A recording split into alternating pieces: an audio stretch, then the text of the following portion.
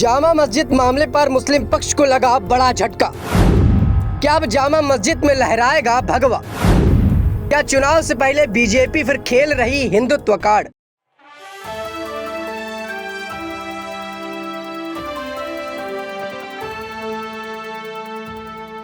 नमस्कार, आप देख रहे हैं नेक्स्ट न्यूज पॉलिटिकल बाइट। मैं हूं आपके साथ आकाश त्रिवेदी।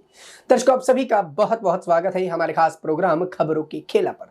और आज ऐसी ही एक खबर के बारे में बात करेंगे जो इस वक्त कहीं ना कहीं सुप्रीम कोर्ट से आती हुई नजर आ रही।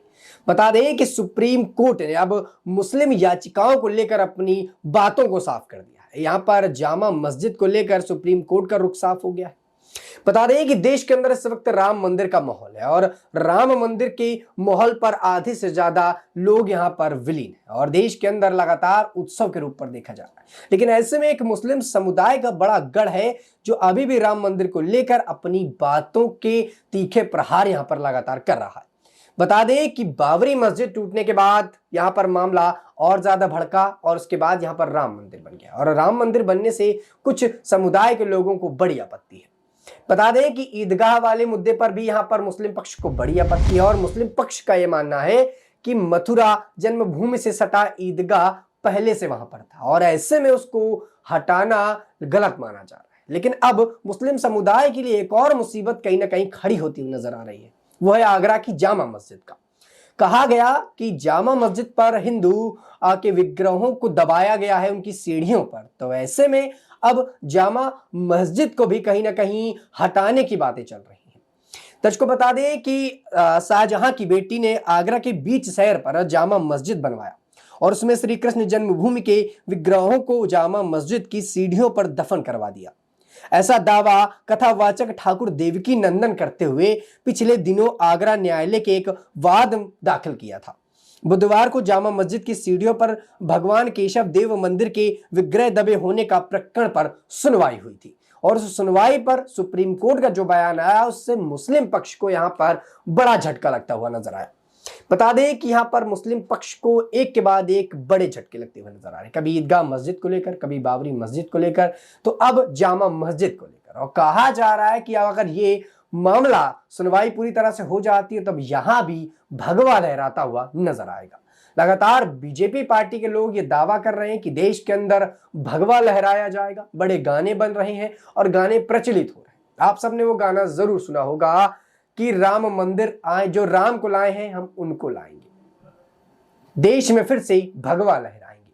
तो कहीं ना कहीं राम मंदिर तो आ गया, राम मंदिर को लाने वाले लोगों का भी नंबर कहीं ना कहीं लोकसभा चुनाव में आ रहा है और अब भगवा लहराने की जो बात कही जा रही थी वो भी कहीं ना कहीं साबित होती हुई नजर आ रही है। पहले बाबरी मस्जिद, फिर ईदगाह मस्जिद को लेकर यहाँ पर सुनवाई चल रही और अब जामा मस्जिद को लेकर देवकी नंदन जो कथावाचक हैं उन्होंने बड़ा दावा किया और उन्होंने याचिका दाखिल की आगरा न्यायालय पर और बताया कि यहाँ की जो सीढ़ियां हैं जामा मस्जिद की उसमें भगवान कृष्ण की विग्रहों को दबाया गया और सीढ़ियों पर उनको दबाने की वजह से उसे जामा मस्जिद को कहीं ना कहीं हटाना चाहिए। बता दें कि सुनवाई में मुस्लिम पक्ष पर उस याचिका पर फैसला सुनाया गया जिसमें न्यायालय के क्षेत्राधिकार को चुनौती दी गई। आगरा जिला अदालत ने फैसले में कहा कि मामले की सुनवाई न्यायालय के अधिकार क्षेत्र में है और मुस्लिम पक्ष की याचिका कोर्ट में खारिज कर दी। फैसले के बाद वादी पक्ष की अधिवक्ता ने बताया कि अब 2 फरवरी को सर्वे अमीन की नियुक्ति और एएसआई को पार्टी बनाने की अर्जी पर सुनवाई होगी। नगर में प्रबुद्धों के न्यायालय के इस निर्णय का स्वागत किया और कहा कि सर्वे होना चाहिए जिसमें मूल स्थिति स्पष्ट हो सके। बता दें कि आगरा के सिविल जज लघुवाद न्यायालय में विचाराधीन वाद संख्या 518/23 श्री कृष्ण जन्मभूमि संस्कृति सेवा ट्रस्ट बनाम इंजामिया कमेटी और शाही मस्जिद आगरा में वाद की पोषणीयता पर कृष्ण जन्मभूमि की ओर से बहस राजेश कुलश्रेष्ठ एडवोकेट एवं विनोद शुक्ला एडवोकेट द्वारा की गई। प्रतिवादी किवाड़ पोषणीयता को आपत्ति आज यानी कि 17/1/2024 को न्यायालय में खारिज की गई। दर्शकों, बता दें कि 17 तारीख को यहां पर वो याचिका खारिज की, लेकिन यहां पर मुस्लिम पक्ष को लेकर लगातार बयानबाजियां चल रही हैं और खुद मुस्लिम पक्ष के बड़े नेता राम मंदिर को भी लेकर बोलते हुए नजर आते हैं। कभी ओवैसी का बयान आता और ओवैसी ये बताते हैं कि राम मंदिर महज एक एजेंडा है और विपक्षी पार्टी की एक अहम पार्टी जो देश के अंदर सालों साल तक राज करने वाली पार्टी कांग्रेस पार्टी भी यही दावा ठोकती है कि राम मंदिर महज एक एजेंडा है। राम मंदिर को बनाना बीजेपी की साजिश और चुनाव में वोट लाने की साजिश की जा रही है। आरएसएस इसका पूरा समर्थन करता है और आरएसएस बीजेपी मिलकर देश के अंदर राम के नाम पर यहां पर वोट बटोरने की राजनीति कर रहे हैं और इसी के आड़ पर राजनीतिक रोटियां सेक कर खुद के वोट का जो बैंक है उसको भरने की कोशिश कर रहे हैं। दर्शकों बता दें कि अब यहां पर मुस्लिम पक्ष को एक बार और झटका लगा है। जामा मस्जिद को लेकर यहां पर बातें की जा रही हैं और जामा मस्जिद की उस सुनवाई को लेकर लगातार विपक्षी पक्ष के लोग अपनी बातों को रखते हुए नजर आ रहे हैं। बता दें कि अभी हालिया एक न्यूज चैनल पर यह खबर चल रही थी और उस पर यह बताया जा रहा था कि राम मंदिर के शुभ अवसर पर कहीं ना कहीं सभी जितने भी पुराने हमारे ऐतिहासिक धरातल हैं और जो चीजें हैं उन पर यहाँ पर दीप जलाए जाएंगे। तो अब सवाल उठते हैं कि क्या पुरानी धरोहरों में जामा मस्जिद भी शामिल है, ताजमहल भी शामिल है, कुतुब मीनार भी शामिल है और ऐसी कई जो धरोहर देश के अंदर मौजूद है, ऐतिहासिक धरोहर, क्या वहां भी अब दीप जलाए जाएंगे या फिर नहीं? क्योंकि लगातार कई बार ऐसे बयान देखने को मिल रहे हैं और देश के अंदर भगवा लहराने की बातें की जा रही हैं, देश के अंदर दीप जलाने की बातें की जा रही हैं। बीजेपी पार्टी लगातार भगवा का परचम लहराने पर लगी हुई है और कई हिंदू लोग हैं और हिंदू यहाँ पर देवी देवताओं को जो मानने वाले लोग हैं, कई मठाधीश हैं, वो भी इस बात को बोलते हैं। लेकिन क्या वाकई में जामा मस्जिद की सीढ़ियों पर भगवान प्रभु श्री राम के और कृष्ण के यहाँ पर साक्ष्य को दबाया गया है, उनकी मूर्तियों के विग्रहों को दबाया गया है? जिस तरह से यहाँ पर जामा मस्जिद मुसलमानों के द्वारा बनाई गई, यहाँ पर बाबर के ज़माने में बनाई गई, शाहजहां की बेटी ने आगरा की जो है बाजार में बीचों बीच जामा मस्जिद बनवाई गई, तो क्या वो आगरा की जामा मस्जिद जो एक ऐतिहासिक रूप पर देखी जाती थी, क्या वो हटाई जाएगी? क्योंकि यहाँ पर बाबरी मस्जिद हट गई, ईदगाह मस्जिद को भी हटाने की बात की जा रही है, लेकिन ये पुरानी धरोहरों पर नहीं गिनी जाती। लेकिन जामा मस्जिद जैसी जगहें पुरानी धरोहरों में गिनी जाती हैं और देश की खूबसूरती पर कहीं ना कहीं चार चांद भी लगाती है। तो क्या अब ये सब कुछ टूटता हुआ नजर आएगा? क्या ये सब अब धराशाही कर दिया जाएगा? क्या देश में अब वाकई सिर्फ भगवा ही भगवा लहराया जाएगा? क्योंकि विपक्षी पार्टी के कई नेता ये बयान देते हैं और खुद ममता बनर्जी जो तृणमूल कांग्रेस की मुखिया हैं, उन्होंने बड़ा बयान दिया था और ये बताया था कि बीजेपी जो एजेंडा चला रही है वो देश के अंदर ज्यादा दिन तक चलने वाला नहीं है। बीजेपी राम के नाम पर देश को गुमराह करने की कोशिश कर रही है, देश के युवाओं को गुमराह करने की कोशिश कर रही है और देश के अंदर राम नाम की होड़ पे खुद को जिताने पर लगी हुई है। विपक्षी पार्टी के नेता यानी कि ममता बनर्जी ने यह बयान भी दिया था कि बीजेपी चुनाव से पहले नौटंकी कर रही है राम के नाम को लेकर। इस पर कई प्रतिक्रियाएं देखने को मिली, लेकिन सवाल लगातार ये खड़ा होता है कि जब ऐसा ही है तो फिर विपक्षी पार्टी के नेता अपने कार्यकर्ताओं को, अपने एक दल को राम मंदिर भेजते क्यों? अगर इतनी ही समस्या है तो फिर बयानों को बदलते क्यों हैं? अगर इतनी ही समस्या है तो फिर राम मंदिर को लेकर चर्चा ही क्यों करते हैं? बता दें कि यहाँ पर कांग्रेस पार्टी के एक दल ने कुछ दिनों पहले राम मंदिर पर अपना आज आने का निर्णय किया और वहां पर पहुंचे, लेकिन वहां पर अपने पॉलिटिकल झंडे को फहराते हुए कुछ लोगों ने उन्हें देख लिया और वो बात राम मंदिर से जुड़े लोगों को या राम मंदिर ट्रस्ट के लोगों को पसंद नहीं आई। लिहाजा बात विवाद बढ़ा, बात हाथापाई पर आ गई और बात बढ़ने के बाद पुलिस प्रशासन को वहां पर कार्यवाही करनी पड़ी। अब ऐसे में जब कांग्रेस पार्टी के नेता राम मंदिर का निमंत्रण लेने को तैयार नहीं है, वहीं ये बता रहे हैं कि राम काल्पनिक है, तो ऐसे में हिंदू धर्म की आस्थाओं को कहीं ना कहीं ठेस पहुंचता और हंगामे भी देखने को मिल रहे हैं।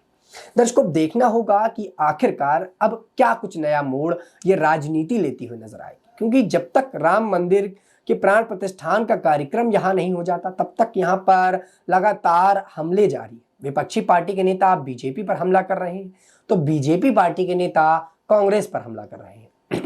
बता दें कि यहाँ पर एक और नेता यानी कि केजरीवाल की अगर बात की जाए, जो दिल्ली की सियासत पर बड़ा नाम है, वो अब कहीं ना कहीं राम मंदिर के समर्थन पर आ गए, राम मंदिर को लेकर अपनी प्रतिक्रियाएं देने लगे, राम मंदिर जाने की उत्सुकता जाहिर करने लगे। ऐसे में बीजेपी पार्टी ने उन्हें फिर से फटकार लगाई और ट्विटर हैंडल पर लिखकर यह बताया कि क्या ये वही आप पार्टी है जो कुछ वक्त पहले राम मंदिर की बुराई कर रही थी। क्या ये वही केजरीवाल है जो ये बता रहे थे कि राम के नाम पर एजेंडा चलाना सही नहीं है और आप एक समुदाय को लेकर चलते हैं, हम राम मंदिर के लेकर कुछ टिप्पणी नहीं करेंगे, और आप वही केजरीवाल राम मंदिर आना चाहते हैं। वही केजरीवाल अब महीने के हर मंगलवार को सभी विधानसभा क्षेत्रों में यहाँ पर सुंदरकांड का पाठ करवा रहे हैं और खुद सुंदरकांड का पाठ कर रहे हैं। तो क्या अब केजरीवाल को ये समझ में आ गया है कि देश के अंदर जो एक बड़ा दल या यूं कहा जाए कि देश के अंदर जो एक बड़ा समुदाय कहीं ना कहीं निवास करता है, हिंदू समुदाय, उसके खिलाफ जाना उनकी पार्टी की दुर्दशा बिगाड़ सकता है। और कई जानकार ये बताते हैं कि केजरीवाल का बीजेपी से जुड़ना या राम मंदिर का कहीं ना कहीं उसके बारे में अच्छाई बताना, राम मंदिर के बारे में जो है पॉजिटिव प्रतिक्रियाएं देना, तो ये उनके अपने राजनीतिक स्तर को बताती है कि जब मौका आए तो कैसे बदला जाता है, कैसे रंग दिखाए जाते हैं, और कहीं ना कहीं वो लगातार देखने को मिल भी रहा है। यही कांग्रेस पार्टी का भी चल रहा है। कांग्रेस पार्टी कब अपने तेवर बदल ले ये कहने वाली बात नहीं है। कुछ वक्त पहले सोनिया गांधी यहाँ पर राम को काल्पनिक बता रही थी, लेकिन अचानक उनका यहाँ पर बयान बदला और उनके पार्टी के नेता ये बनाने लगे कि राम सबके, प्रभु श्री राम किसी एक के थोड़ी, पूरे देश के हैं, पूरे दुनिया के प्रभु श्री राम। ऐसे में वो किसी बीजेपी पार्टी या किसी ऐसे व्यक्ति के कहने पर आप राम मंदिर क्यों जाएं जिन्हें वो जानते भी नहीं, और जिनको जानते नहीं उनके कहने पर राम मंदिर क्यों जाएं। राम जब सबके हैं, राम बुलाएंगे तो हम जाएंगे, राम की जब इच्छा होगी तो हम राम मंदिर चले जाएंगे, मगर हम उसी दिन क्यों जाएं और वो भी किसी व्यक्ति के कहने पर।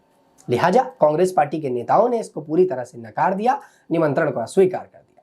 लेकिन वहीं केजरीवाल ये फूले नहीं समा रहे कि उनको बीजेपी की तरफ से या कहा जाए राम मंदिर की ट्रस्ट की तरफ से कहीं ना कहीं राम मंदिर का न्योता भी आ सकता है, निमंत्रण आ सकता है।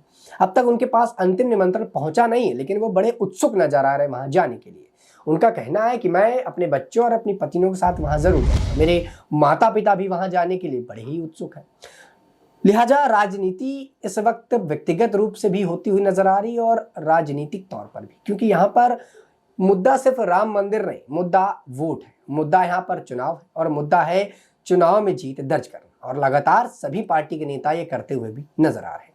लेकिन इस चुनाव के माहौल के दौरान, राम मंदिर के माहौल के दौरान यहाँ पर न्यायालय का ये बयान आना, अदालत का ये बयान आना जामा मस्जिद को लेकर, ये अपने आप में सियासत को गरमाने जैसा है। मुस्लिम समुदाय को लगातार ऐसी ही प्रतिक्रियाओं का सामना करना पड़ रहा है, और मुस्लिम पक्ष के लोग ये दावा करते हैं कि बीजेपी आखिर चाहती क्या है। बीजेपी क्या देश के अंदर मुस्लिम समुदाय को खत्म करना चाहती है? क्या बीजेपी सिर्फ हिंदूवादी ही रह गई है, मुस्लिम पक्ष से मतलब नहीं?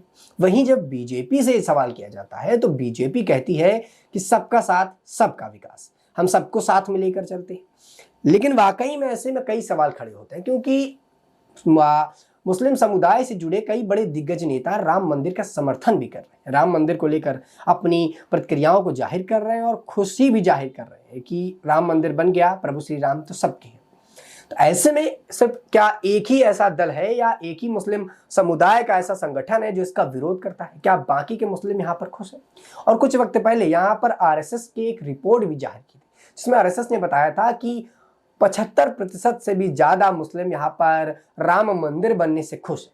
कुछ यहाँ पर प्रतिशत के लोग, यानी 26% के जो मुस्लिम समुदाय के लोग हैं, वो ना राम मंदिर पर भरोसा कर रहे हैं, ना बीजेपी पार्टी पर भरोसा कर रहे हैं। आरएसएस का ये रिपोर्ट आरएसएस ने खुद बनाई या सचमुच उन्होंने सर्वे किया, इसकी बात को लेकर अभी कई मत यहाँ पर देखने को मिलते हैं और कई अभी सवाल भी खड़े होते हैं। लेकिन आरएसएस का ये रिपोर्ट बताना, क्या सचमुच क्या मुस्लिम पक्ष के लोग इस बात से खुश हैं?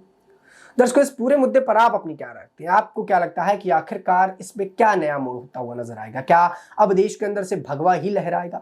क्या देश के अंदर अब मुस्लिम समुदाय को चुप्पी साध कर बैठनी होगी? क्या देश की पुरानी धरोहर है जो मुस्लिम पक्ष से जुड़ी है, या जहां पर भी हिंदू आस्थाओं के या हिंदू धर्म की देवी देवताओं के साक्ष्य होंगे, क्या वो तोड़े जाएंगे? आप अपनी राय नीचे कमेंट बॉक्स में हमें जरूर दीजिएगा। फिलहाल के लिए इतना ही। देश दुनिया की तमाम खबरों से जुड़े रहने के लिए आप देखते रहिए नेक्स्ट 9 न्यूज़ पॉलिटिकल बाइट।